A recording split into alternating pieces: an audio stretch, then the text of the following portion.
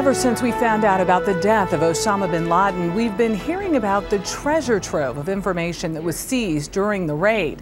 Now, a year later, some of those documents are revealing what was going on inside the mind of the world's most wanted terrorist. Joining us now from Washington, D.C. is Colonel Mitch Mitchell, up-to-the-minute military analyst, and we thank you for joining us this morning. Thank you, Michelle. Good morning. I would imagine for someone like yourself, this is the it find. What was it like to read the words of the most wanted terrorist?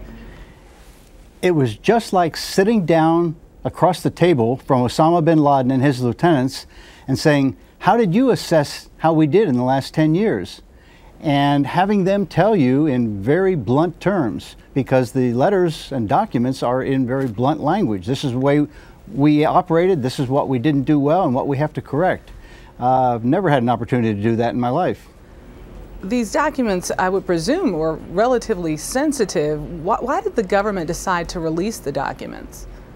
Well, you know, I don't know that they were all that sensitive, at least the ones that were released, because if they were super sensitive, they wouldn't have been released at all. But the government wanted to release these documents for three reasons. First of all, to discredit Al-Qaeda, to confirm what they've been saying all along about them. Second, to show American success, not a bad idea when you happen to be a sitting president in an election year. And third, more subtly, to remind the American people that based on what Osama and his lieutenants did say, that we are still the #1 target. We are the center of gravity, the point at which all efforts should be directed by Al-Qaeda. And that is a wake-up call for the American people not to be complacent, but to be ready. Well, bin Laden certainly seemed to be pretty frustrated with the way things were going. He was, and a lot of that was due to isolation. The effects of isolation are clear when you see the leader of Al-Qaeda doing strategic analysis and giving strategic direction, which is fine, but also getting down into the weeds and doing tactical assessments and tactical direction, such as this is how you should take care of your children when you're trying to hide from the enemy. Things like that are left to people at a much lower level, and when you have someone at a higher level doing it, you know that he's isolated and the effects are disintegrating for him and his organization. So it's a bad deal for Osama. So are you saying that he, at the end, didn't have much control over his own organization? It wasn't just control, but that part is true. He definitely did not have control over the organizations, and he complained about that. But he felt that the entire Al-Qaeda organization was falling apart, and he, in his isolation, couldn't do what he wanted to do to fix it. He said he was planning to do some things like try to get everyone's in the Islamic world's confidence back in Al-Qaeda and not kill Islamic citizens in attacks by Al-Qaeda. But he also said, I don't trust my allies. I think I have incompetent people out there in the jihadist community.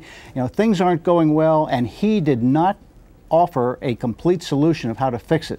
So we were doing our jobs in the past 10 years and beating him. It was just a matter of time, and it continues to be a matter of time before we take Al-Qaeda down to a much lower level where they're ineffective. But we can't say that that's happening right now. They're still a dangerous enemy. Just how useful, and quickly here, just how useful do you think the documents were in helping to find other Al-Qaeda threats after they were obtained? Well, since I wasn't able to see anything that pinpointed them, I can only assume that by the communications and the means of communications that our intelligence people could track where certain messages were going. And so I would say that the people who were people who were getting those messages should be running scared right now and looking over their shoulder, because we're coming after them. Certainly we knocked out one of his chief lieutenants, Anwar al-Awlaki, with a drone attack. And there are other targets that we hit that probably were communicating with Osama, and now we're sorry that they did. Well, Colonel Mitch Mitchell, up-to-the-minute military analyst, we thank you for joining us this morning. Thank you, Michelle.